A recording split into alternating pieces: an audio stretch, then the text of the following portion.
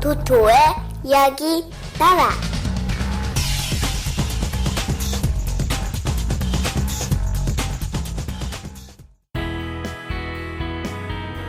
신비한 보석.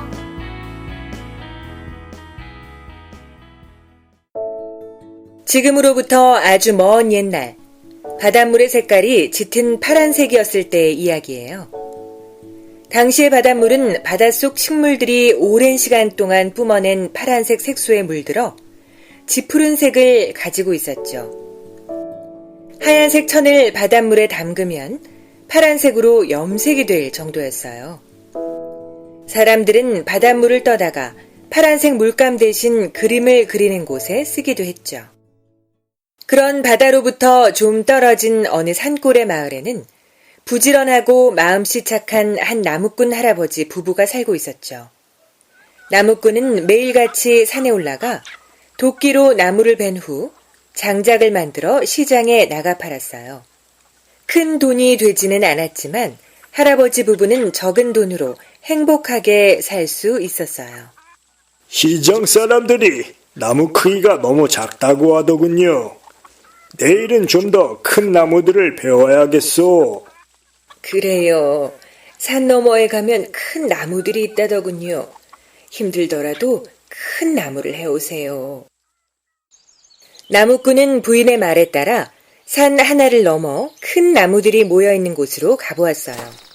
그곳에는 정말 나무꾼이 두 팔로 안으려 해도 안을 수 없을 만큼 커다란 나무들이 울창한 숲을 이루고 있었죠. 이 정도 나무라면 사람들이 좋아하겠군. 어디 한번 베어볼까? 나무꾼은 그 숲에서도 가장 큰 나무의 밑동을 베어내기 위해 날이 잘 드는 도끼를 들어 올렸어요. 그런데 그때 어디선가 작은 난장이 요정이 나타나 나무꾼에게 말을 하는 것이었어요. 나무꾼님, 이 나무만 베지 말아주세요. 이 나무는 요정들의 집이랍니다. 요정은 나무꾼이 베어내려는 나무에는 많은 요정이 살고 있다고 이야기해 주었어요. 만약 나무꾼이 나무를 베어낸다면 요정들은 살 곳이 없어지고 힘도 잃게 되어 결국 죽게 될 것이라는 이야기였죠. 부탁입니다. 나무를 베지 말아주세요. 요정은 나무꾼에게 간청했어요. 그래, 이 나무 말고도 베어낼 나무는 많으니까 베지 않으마. 마음씨 착한 나무꾼은 요정에게 그 나무만큼은 베지 않겠다고 이야기해 주었어요. 감사합니다. 보답의 의미로 이것을 드릴게요. 난장이 요정은 나무꾼에게 감사하며 작은 주머니 하나를 내밀었어요. 나무꾼이 주머니를 열어보자 그곳에는 영롱한 색깔을 가진 작은 보석이 하나 있었죠. 웬 보석이냐? 그것은 그냥 보석이 아니에요. 요정은 그 보석은 그냥 보석이 아니라 가지고 있는 사람의 모습을 보이지 않게 해주는 신비의 보석이라고 이야기해 주었어요. 누군가 그 보석을 주머니에서 꺼내 손에 쥐고 있으면 쥐고 있는 사람의 모습이 보이지 않게 된다는 것이었죠. 일종의 투명인간을 만들어주는 보석이었어요. 요정들은 주머니에 그 보석을 하나씩 가지고 있다가 사람들이 나타나면 꺼내어 모습을 감추곤 한다고 이야기해 주었어요. 정말 나무꾼 할아버지가 주머니에서 보석을 꺼내 손에 쥐자 할아버지의 모습이 보이지 않게 되었어요. 신기한 일이었죠.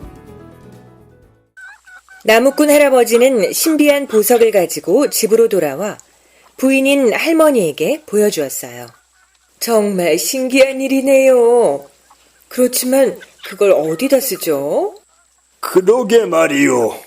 요정들처럼 몸을 감추어야 할 일이 없으니 별로 쓸모가 없겠구려. 나무꾼 할아버지 부부는 신비한 보석이었지만 별로 쓸 일이 없다고 생각하고 보석을 장롱 속에 넣어버렸어요.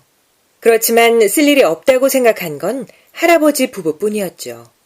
나무꾼 할아버지는 집에 놀러온 이웃의 욕심쟁이 노인에게 그만 신비한 보석에 대해 이야기하고 말았어요. 나무꾼 할아버지와 달리 욕심쟁이 노인은 신비한 보석에 탐을 냈죠. 저 보석만 있으면 세상을 다 가질 수 있겠는걸? 욕심쟁이 노인은 밤이 되길 기다렸다가 나무꾼 할아버지 부부가 잠이 들자 몰래 방으로 들어와 장롱 속의 보석을 훔쳐 달아나버리고 말았어요. 나무꾼 할아버지 부부는 다음 날 열린 장롱 속에 보석이 없어졌다는 것을 알았지만 필요가 없는 것이니 잊어버려도 그만이라고 생각했죠. 어디 신비한 보석의 힘을 빌어볼까? 욕심쟁이 노인은 시장에 나가 주머니 속에 보석을 꺼내 손에 쥐어보았어요. 나무꾼 할아버지가 말해준 대로 정말 욕심쟁이 노인의 모습은 보이지 않았죠.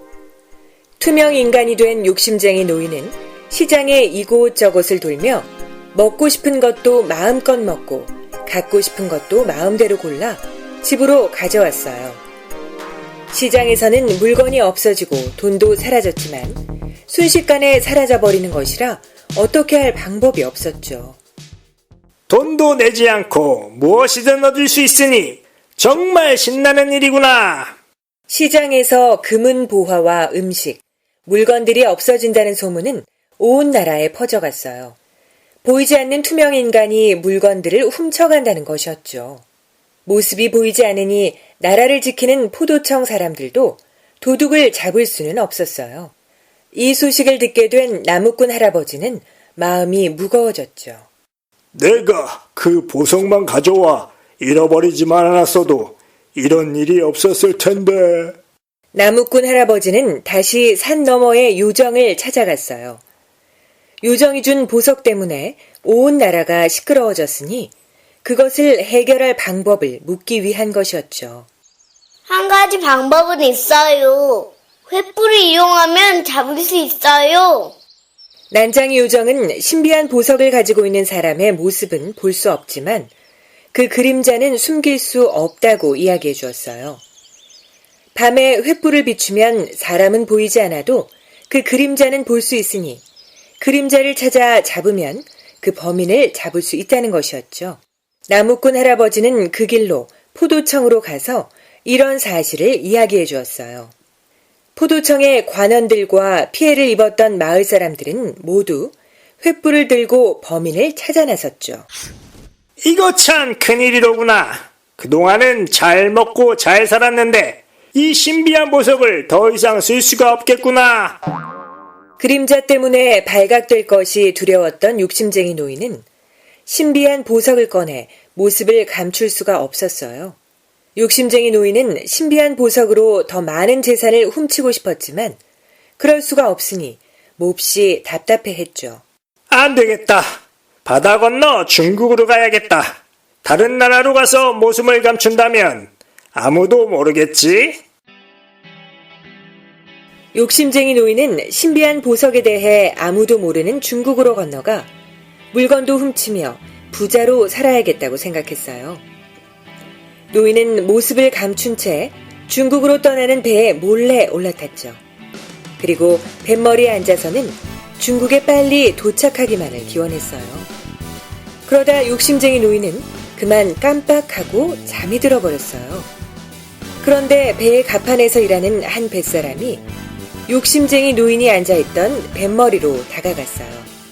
중국에 거의 다 도착해갈 즈음 돛을 접기 위해 뱃머리로 간 선원의 눈에는 투명해진 욕심쟁이 노인이 보이지 않았죠.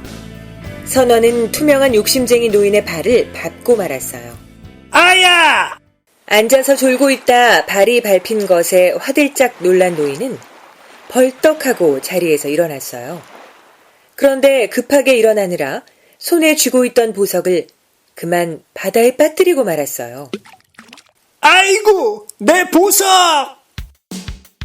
욕심쟁이 노인은 물에 빠진 보석을 불러보았지만 무거운 보석은 바다 밑으로 가라앉아 버렸고 욕심쟁이 노인은 보석을 다시 찾을 수 없었죠. 중국으로 건너간 욕심쟁이 노인은 말도 통하지 않는 곳에서 거지가 되었고 나무꾼 할아버지가 살던 마을은 다시 평화를 되찾게 되었어요. 바다로 떨어진 보석은 어떻게 되었냐고요? 신비한 보석이 떨어진 바다는 강력한 보석의 힘으로 파랗던 바닷물이 투명하게 변해갔어요. 보석이 떨어진 위치는 어디인지 몰랐지만 하나로 연결된 바닷물들은 모두 투명하게 바뀌었죠. 지금도 바닷물을 가까이서 들여다보면 투명하지만 먼 바다가 파란색으로 보이는 것은 예전의 파란색이 남아있기 때문이라고 해요. 그리고 보석은 바다 밑에 가라앉아 예쁜 산호가 되었다는 말도 있답니다.